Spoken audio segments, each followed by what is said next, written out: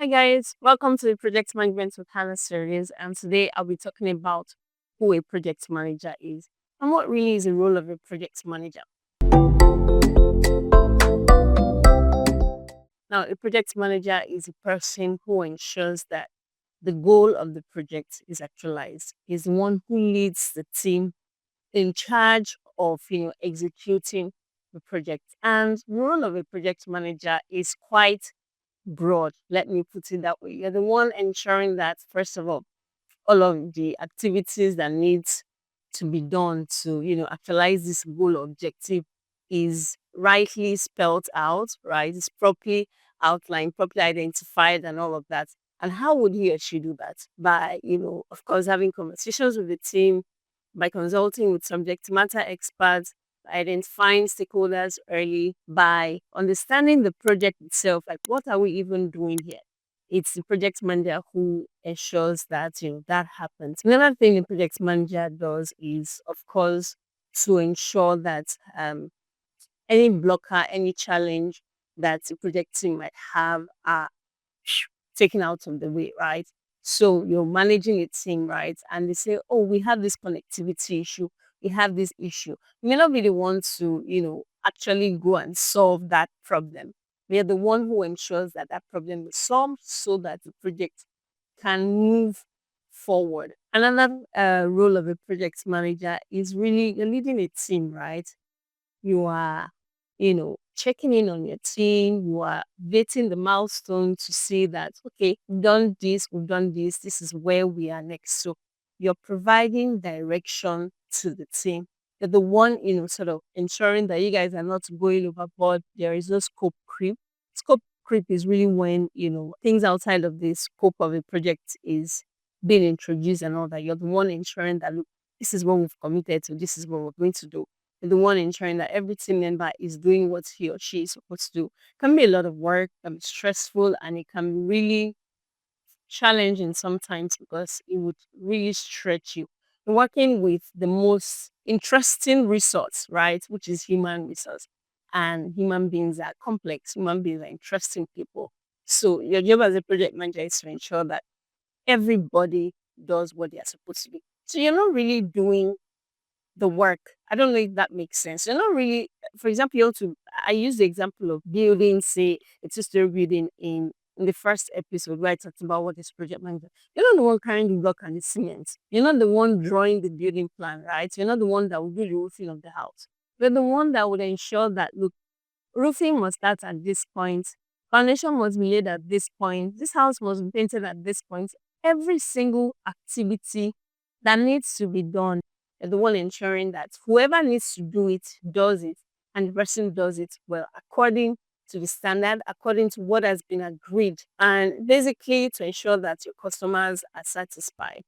So whatever you need to do to ensure that everybody does their job. If your team member says, I don't have internet to work and all that, well, you're going to have to figure out a way for that team member in a sense because your job needs to be done right. We're going to maybe say, okay, come to the office, work, or do this, or do this, or do this. Basically, your job as a project manager is quite broad.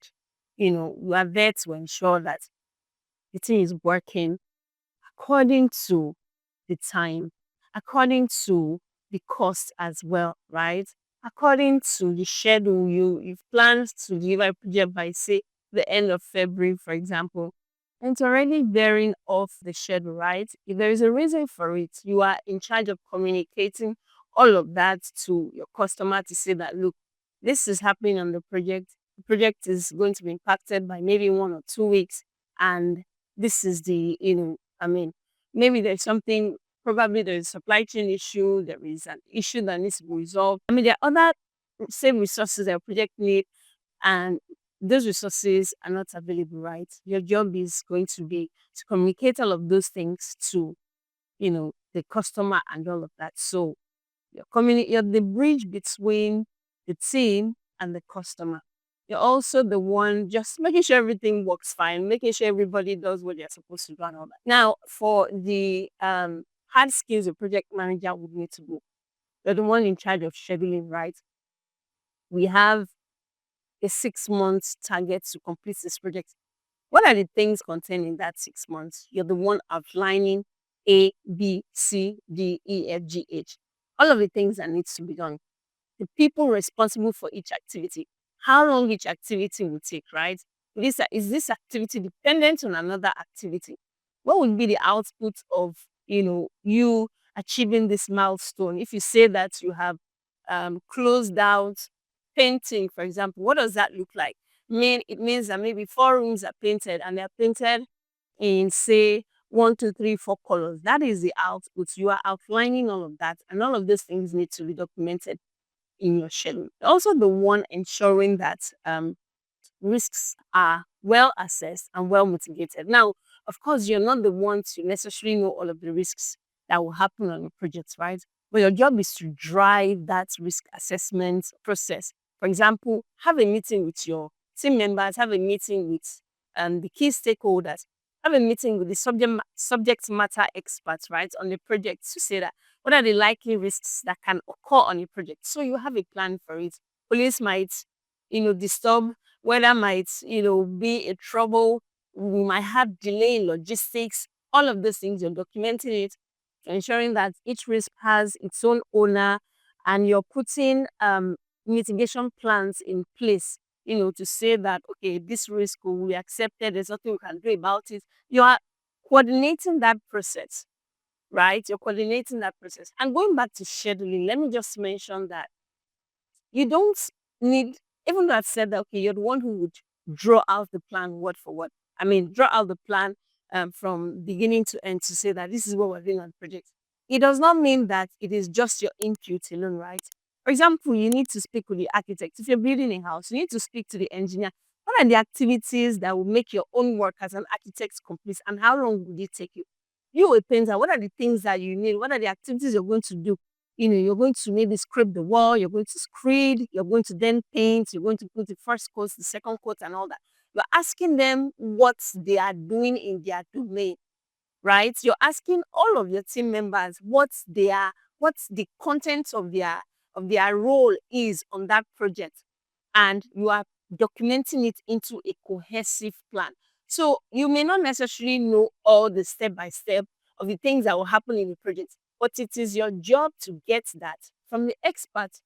And so you get from here, you get from here, you get from here, you get from all parties, right, that are going to be involved in the project. And so when you get all of these small parts together, right, you're piecing them together, and it could be, I like to say meetings, because if you have siloed conversations with people, you need to find a way to bring everybody together. Where you say, no, I have to pour concrete first. No, I have to do iron work first. No, I have to. So that's tying every activity together to say, this one comes first. After this, immediately after that, something has to be done. Or can two activities happen concurrently?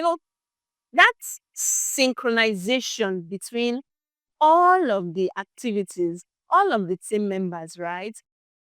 It's your job to tie those ends together, right? So you're there to bring everybody together and say, and to make sense of, all the different parts that will make up the whole. So that's your role as a project manager. Another role of project management is to, should I say, document change. For example, the customer says, oh, I want something changed. Oh, I want something changed. Okay, you want something changed? This is what will happen, of course, after consulting with your team members, right? This is what will happen if you say you want a bungalow to become a two-story building, for example, right? You're the one ensuring that, look, these changes, if there are any, are well, the customer is aware of the implications. The customer is aware of the cost. The customer is aware of the increase in timeline, right? Because of 1, 2, 3, 4, 5, 6, 7, 8, 9, 10 reasons, right? So your job is basically, you're like the head of the orchestra, right? You're not the one playing the violin, you're not the one playing the flute. I'm trying to remember musical instruments. You're not the one playing the drums, but you are at the center ensuring that this one is supposed to play violin here, you are supposed to do this one here, and all of that. Now, another duty of a project manager would be budgeting. As I mentioned earlier, right, your job is not to necessarily know all the nitty-gritty details of what will happen. But I'm using a building because it's quite relatable to all of us, right? So you want to build a story building because you nobody want to go to the market and say, oh yeah, how much is sand? How much is cement? How much is this? You have all your team members there. You have the engineer, you have the architect, you have the maybe the building contractor as well. You have the painter or maybe the interior designing company, right? Asking them, okay, this is our vision, this is what we want. Please, how much would it cost to do this? Engineer, how much would it cost to do this? Architect, how much is your own fee? And all of that. So tying all of those costs together, it is your job, and it is your job to have a consolidated budget of what your project would, of how much it would cost to do XYZ projects, right? Of course, don't forget that your customer already has a budget, right? So you're also ensuring that the budget is not outside of the scope. So let's say your customer has a budget of say 100 million. Okay, you've asked for quotation from this one. You've asked for this one. And of course, it's possible that those vendors have already been, identified before you even got on the project, right? But you're still going to ask them what the cost is for each, section of what they're going to do. You want to do decking, you want to do plastering, you want to do tiling, and how much is it tiling? How much are you tiling this, square meter? What kind of tile are you buying? So how long would it take you? So you are also maintaining the cost for the project. And so you have a consolidated, maybe spreadsheet where you have all of the costs, right? And as these costs are being expended, you're taking note also of, as the cost is being expended, you're taking note of the budget versus actual, right? People agree to spend, say, 100,000 naira on this activity, maybe to buy tiles, for example, and you had spent 120,000 naira. You're doing the documentation. And budgeting is also one of the activities and one of the tasks that a project manager should have. Also, reporting, right? As I mentioned, the one communicating with the sponsor, with your team members, and all of that. I talked about communication in one of my videos. I talked about 5 skills I think a project manager should have. You're the one reporting, all of the activities on the project, the issues, the success. Let's say you guys planned. For me, how I think, there are different styles of reporting. I'll just give an example, right? Let's say you have a weekly reporting process. Your report should have, what was done this week, what was planned for this week, what did you guys actually achieve, and what your plan is for next week. You can also include issues that you encountered in the course of your project. The support requirement from the customer, from the sponsor, and all of that. You're going to be the one in charge of documenting all of that. If you want a monthly reporting process and all that, there's no hard and fast rule. I've mentioned that in that video where it's about 5 skills as well, but you can refer to that. I'll put the link somewhere here. So you're also the one in charge of putting the reports of the project together. In addition to that, right? In addition to the roles of the project manager, there are 3 core competencies that every project manager should have. The first one would be technical know-how or knowledge. The second one would be leadership. And the third one would be, understanding strategy. For technical competence, now, the good thing about project management is that you don't necessarily have to be an expert in a field to manage that project. However, being an expert is extremely helpful and shortens your time. Now, what I mean by this is anybody can manage any project really, but you need to know how to identify your subject matter experts, and you need to have an understanding of the project. You cannot manage a project successfully if you do not understand what the project is about. Now, do you need to necessarily be, I'm using building again, right? Seems like that's the only example that, but I want this video to be as relatable as possible. You don't necessarily need to know how to do tiling work, how to do plumbing work, how to do building work, how to do all of these things before you can manage a building project. However, you need to understand what building a house entails. And that comes with experience sometimes. Where if you're thrown into a project that you've never managed that kind of project before, what would you do, right? First of all, you pick up the project document, to understand what is, written there, to understand what the expectations are, have conversations with your customer to know just where their head is at, what they want, and all that. Have conversations with your team members as well, who are going to be experts in their different fields. And you need to immerse yourself in knowledge, in understanding that project, because it's only then you can successfully manage the project.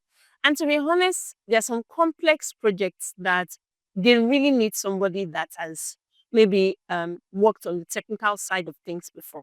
You understand what I'm saying? For example, let's say an engineer, let's say building engineer will probably be, um, you know, I mean, some people would rather somebody who has building experience manage a building project than somebody who does not. Both sides have their own pros and cons, right? Depending on how you see it. But technical knowledge, at least you should understand the project.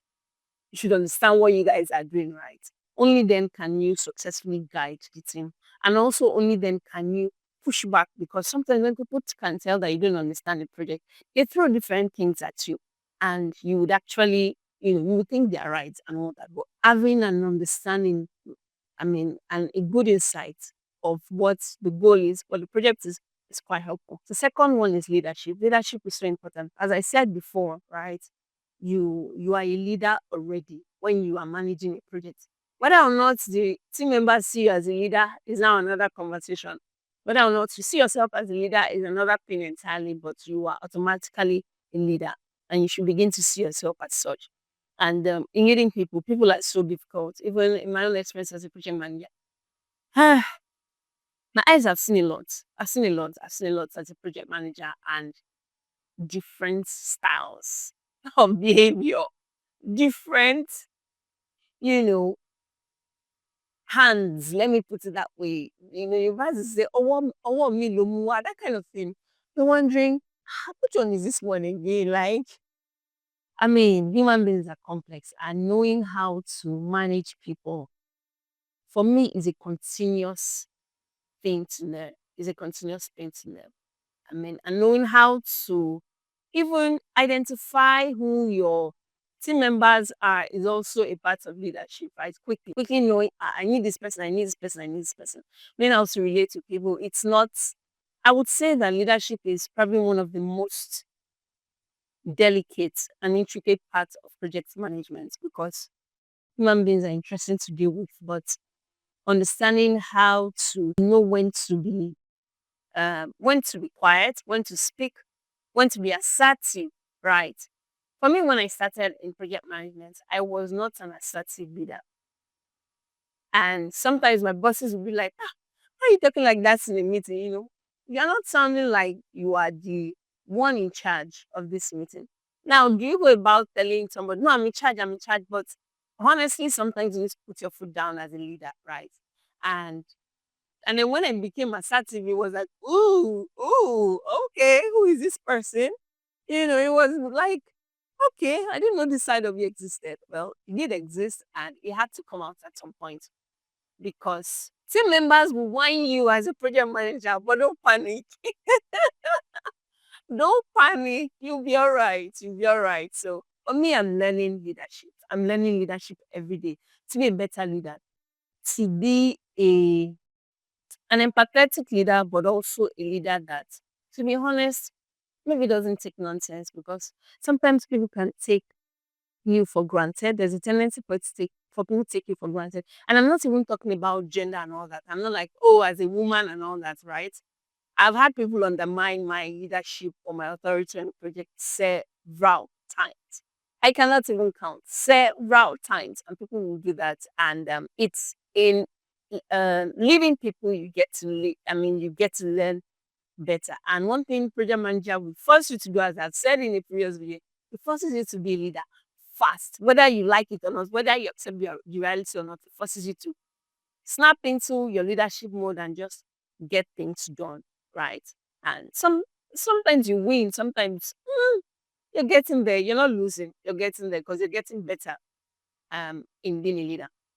Better at being a leader, rather. And the third one would be strategic and business management, right?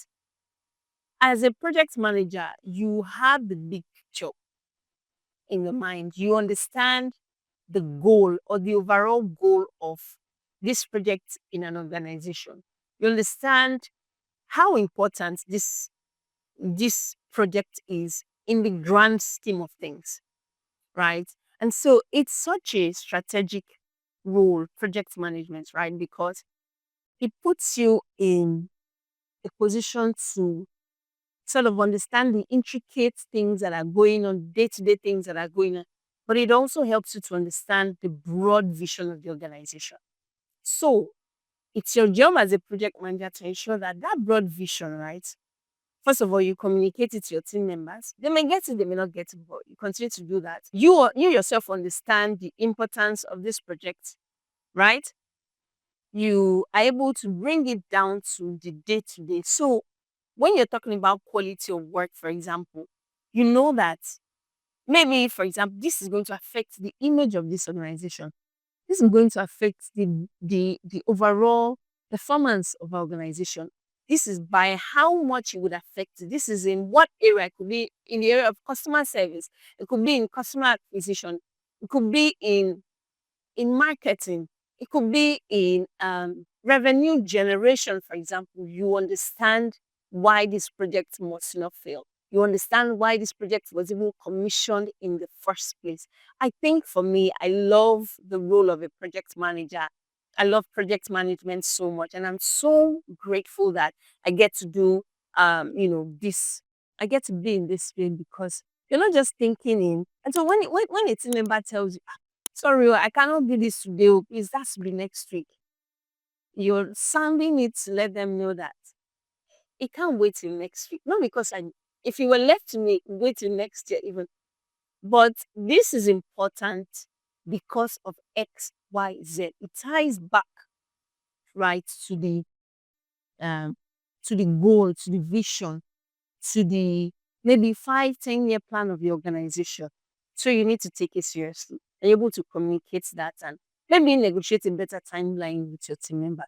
Of course, your job as project manager is to negotiate. Please refer to my 5 skills a project manager needs. That would be a very helpful video. And so all my intending project managers out there, I wish you the best of luck, right? And I'll see you in the next video. Bye.